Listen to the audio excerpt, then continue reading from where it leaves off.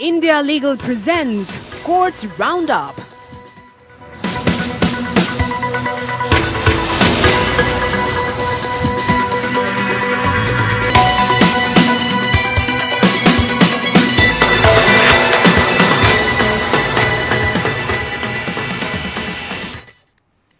नमस्कार, मैं हूं जायरा। कोर्ट्स राउंडअप में आपका स्वागत है। इस बुलेटिन में अगले आधे घंटे हम आपको कोर्ट से जुड़े तमाम छोटी बड़ी खबरों से रूबरू करवाएंगे। कोर्ट की कार्रवाई और सुप्रीम कोर्ट से लेकर हाई कोर्ट और लोअर कोर्ट तक के फैसलों को आपके सामने रखेंगे। आगे बढ़ने से पहले एक नजर हेडलाइंस पर। ज्ञानवापी मामले में हिंदू पक्ष के हक में आया फैसला। कहा, ज्ञानवापी मामला सुनवाई योग्य। खारिज हुई मुस्लिम पक्ष की याचिका। कोर्ट ने कहा, धार्मिक स्थल कानून लागू नहीं होगा।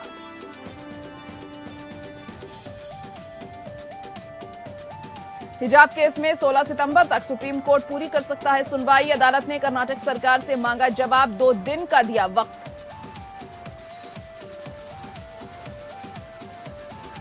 सुप्रीम कोर्ट ने हैदरपोरा एनकाउंटर में मारे गए आमिर मागरे का शव पिता को सौंपने की मांग वाली याचिका खारिज की। कोर्ट ने कहा, राज्य ने अंतिम संस्कार उचित तरीके से किया।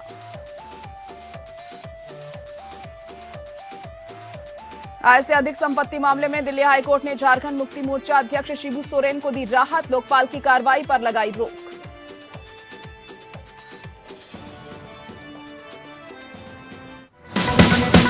India Legal presents Courts Roundup.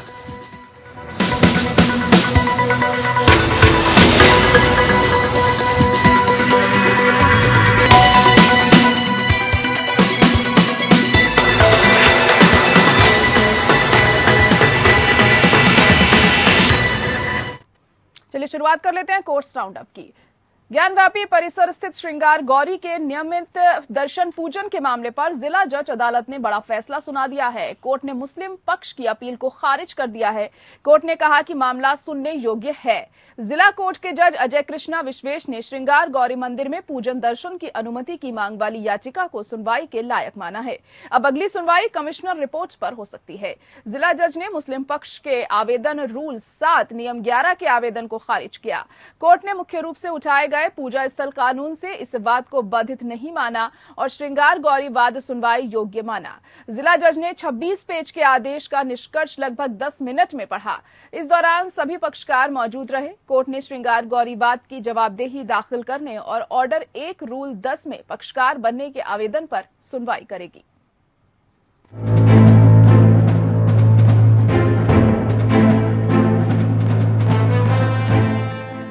Varanasi की अदालत ने श्रृंगार गौरी की पूजा की मांग कानूनी रूप से जायज ठहराते हुए माना कि ज्ञानवापी मस्जिद के अंदर पूजा के अधिकार की मांग करने वाले हिंदू पक्षों द्वारा दायर एक मुकदमा सुनवाई योग्य है।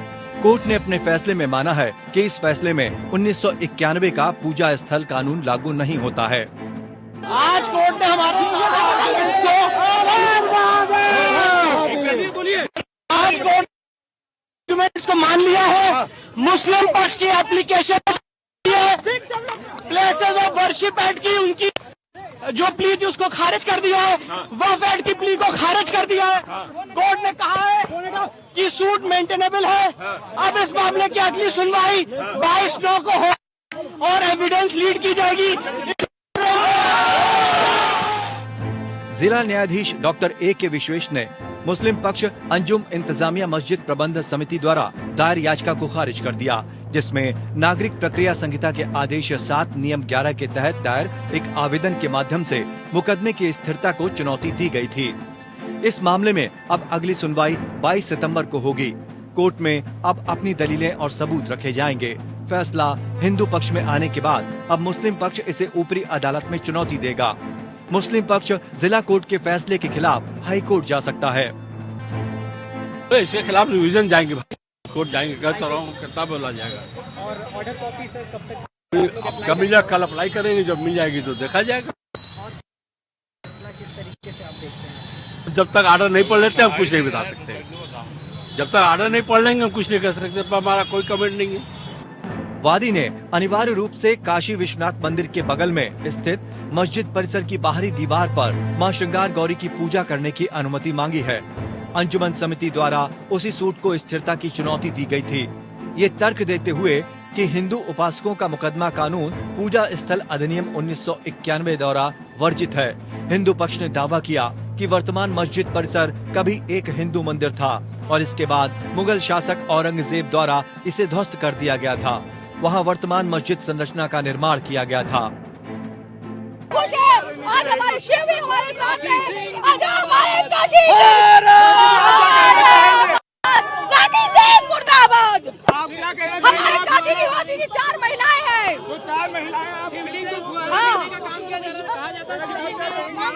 फुहारा नहीं, अगर फुहारा होता तो इसके नीचे क्या है बताए वो हमको। उनके पास कोई सच्चाई नहीं थी, उनके पास साथ कुछ था ही नहीं।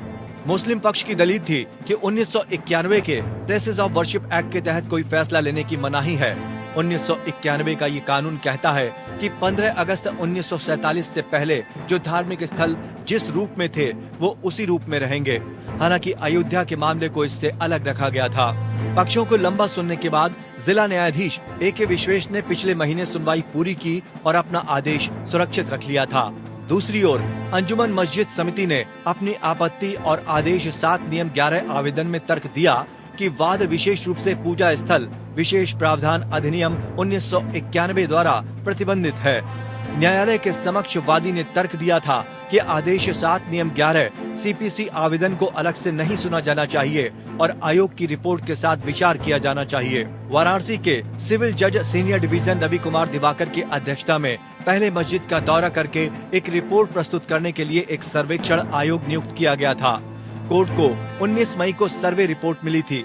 सर्वेक्षण रिपोर्ट प्रस्तुत करने से पहले ही न्यायालय द्वारा नियुक्त एडवोकेट कमिश्नर द्वारा किए गए एक प्रस्तुतिकरण पर कि सर्वेक्षण के दौरान ज्ञानवापी मस्जिद परिसर के अंदर शिवलिंग पाया गया था, न्यायालय ने मौके को सील करने का आदेश दिया था। Bureau report.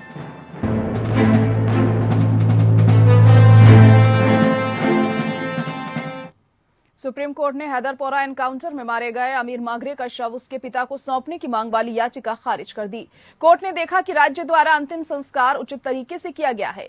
जस्टिस सूर्यकांत और जस्टिस जेबी पारदीवाला की पीठ ने राज्य को निर्देश दिया कि वह परिवार को 5 लाख रुपए का मुआवजा देने के उच्च न्यायालय के निर्देश का पालन करे और साथ ही उन्हें इस कब्र स्थल पर प्रार्थना करने की अनुमति दे जहां मागरे के शव को दफनाया गया था। पीठ ने उल्लेख किया कि राज्य ने एक हलफनामा दाखिल किया है जिसमें कहा गया है कि शरीर को अंतिम संस्कार करने के बाद दफनाया गया था, जिसमें शरीर को धोना और धार्मिक प्रथा के अनुसार उसका कफन शामिल था। ये दिखाने के लिए कुछ भी नहीं है कि मृतक को उचित अंत्येष्टि नहीं दी गई।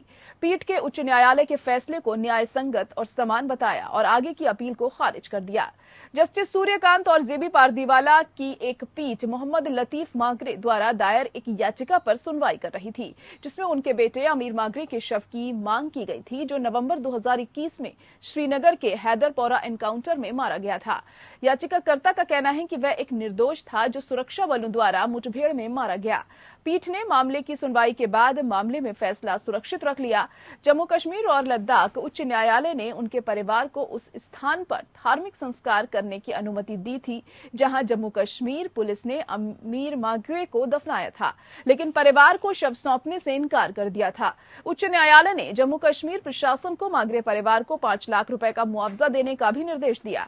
इस मामले पर पिछली सुनवाई में सुप्रीम कोर्ट ने जम्मू कश्मीर और लद्दाख के उच्च न्यायालय से 1 सप्ताह के भीतर याचिका पर फैसला करने का अनुरोध किया था। हिजाब मामले पर सुप्रीम कोर्ट में सुनवाई हुई और इस दौरान जस्टिस हेमंत गुप्ता ने 16 सितंबर तक सुनवाई पूरी करने के संकेत दिए। कर्नाटक स्कूल कॉलेज में हिजाब की अनुमति मांग रहे याचिकाओं पर बुधवार 14 सितंबर तक दलील पूरी करने के लिए कहा। साथ ही राज्य सरकार को अपना पक्ष रखने जवाब के लिए 2 दिन का समय दिया। याचिकाकर्ता की ओर से पेश वकील यूसुफ मछाला ने कोर्ट को बताया कि हाई कोर्ट ने गलत तरीके से नोट किया कि हिजाब केवल हाल ही में छात्रों द्वारा पहना जा रहा था। याचिकाकर्ताओं में से एक की तरफ से वकील सलमान खुर्शीद ने कहा कि इस्लाम में अनिवार्य और गैर अनिवार्य जैसी कोई बात नहीं है। कुरान में जो कुछ है वह अनिवार्य है और पैगंबर ने जो उसकी व्याख्या की है वह भी अनिवार्य है। उन्होंने कहा कि बुर्का, हिजाब और जिल्बाब की तस्वीरों को दिखाकर उनके बीच के अंतर को अदालत को बताया गया है। खुर्शीद के मुताबिक संस्कृति महत्वपूर्ण है क्योंकि संस्कृति पहचान से जुड़ी होती है। खुर्शीद ने कहा, क्या मुझे ड्रेस कोड की सदस्यता लेनी चाहिए, लेकिन क्या इसका मतलब यह है कि हम इसके अलावा कुछ भी नहीं पहन सकते जो मेरी संस्कृति या धर्म के लिए महत्वपूर्ण हो। सुप्रीम कोर्ट ने नागरिकता अधिनियम 2019 को चुनौती देने वाली याचिकाओं पर सुनवाई 31 अक्टूबर तक के लिए टाल दी है। 220 याचिकाओं पर चीफ जस्टिस यूयू ललित और एस रविंद्र भट्ट की पीठ को सुनवाई करनी थी। सीजेआई की अध्यक्षता वाली बेंच सभी मामलों की लिस्टिंग करेगी। याचिका में सभी मांगों को अलग अलग कर उन पर सरकार अपना जवाब दाखिल करेगा। इसके लिए 4 हफ्ते का समय दिया गया है। सभी याचिकाओं पर नोटिस जारी किया गया। 31 अक्टूबर को मामले की अगली सुनवाई होगी। कोर्ट में सीएए के खिलाफ दायर याचिकाओं पर 18 दिसंबर 2019 को सबसे पहले सुनवाई हुई थी। 15 जून 2021 को आखिरी बार सुनवाई हुई थी। सीएए के तहत पड़ोसी देशों पाकिस्तान, अफगानिस्तान और बांग्लादेश में 31 दिसंबर 2014 या उससे पहले भारत आए गैर मुस्लिमों जैसे हिंदू, सिख, ईसाई, बौद्ध, जैन और पारसी को भारत की नागरिकता दी जा सकती है। संसद ने 11 दिसंबर 2019 को नागरिकता अधिनियम पारित किया था और उस दौरान पूरे देश में अधिनियम को लेकर विरोध प्रदर्शन हुए। 10 जनवरी 2020 को देश में विरोध के बीच एक्ट को लागू कर दिया। कोर्ट में ऑल इंडिया मजलिस से इत्तेहादुल मुस्लिमीन के नेता असदुद्दीन ओवैसी, केरल का राजनीतिक दल इंडियन यूनियन मुस्लिम लीग, तृणमूल कांग्रेस की सांसद महुआ मोइत्रा, पूर्व केंद्रीय मंत्री जयराम रमेश, गैर सरकारी संगठन रिहाई मंच आदि शामिल हैं। मार्च 2020 में केंद्र सरकार ने कोर्ट में सीएए को लेकर हलफनामा दायर करते हुए कहा कि यह अधिनियम की किसी भी भारतीय नागरिकता के कानूनी, धर्मनिरपेक्ष और लोकतांत्रिक अधिकारों को प्रभावित नहीं करता है, साथ ही किसी के मौलिक अधिकार का भी सीएए उल्लंघन नहीं करता।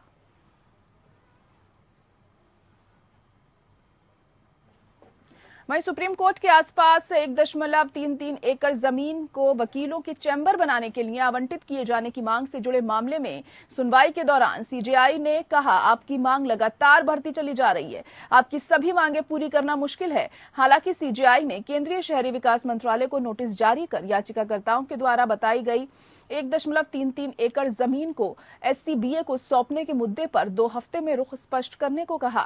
सीजेआई ने कहा कि किसी भी वकील को चैम्बर हमेशा के लिए नहीं मिलते, ये जनता की संपत्ति है। वहीं जस्टिस भट्ट ने यह भी पूछा कि हम किसी दूसरे के नाम वाली संपत्ति में ऐसा क्या कर सकते हैं। कोर्ट ने बार को नोटिस जारी करते हुए कहा कि जब आपको वो जमीन मिल जाए तो आप जितना मन में आए उतने चैम्बर बना लीजिएगा। दरअसल सुप्रीम कोर्ट में प्रैक्टिस करने वाले वकीलों के लिए चैम्बर बनाने के लिए सुप्रीम कोर्ट के आसपास 1.33 एकड़ जमीन आवंटित करने के लिए शहरी विकास मंत्रालय को आदेश देने की मांग करते हुए याचिका दाखिल की गई है।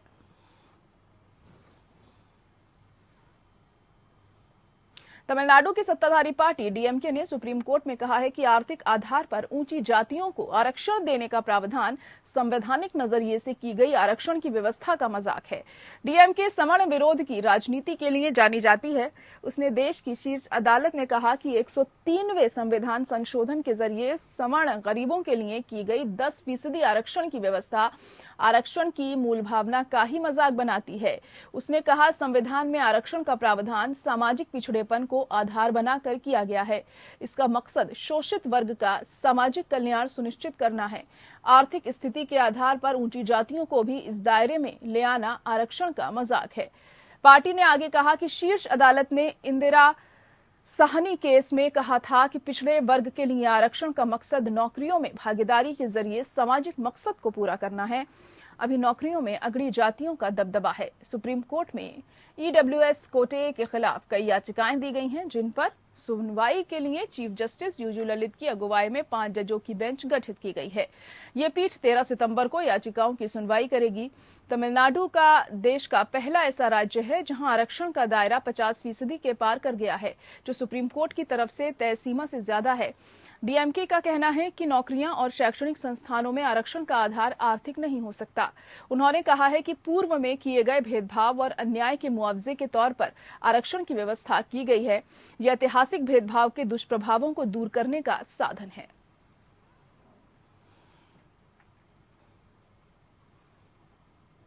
कर्नाटक हाईकोर्ट ने कहा कि स्पेशल एनआईए कोर्ट को भारतीय दंड संहिता के तहत दंडनीय सामान्य अपराधों के लिए मुकदमा चलाने का अधिकार है।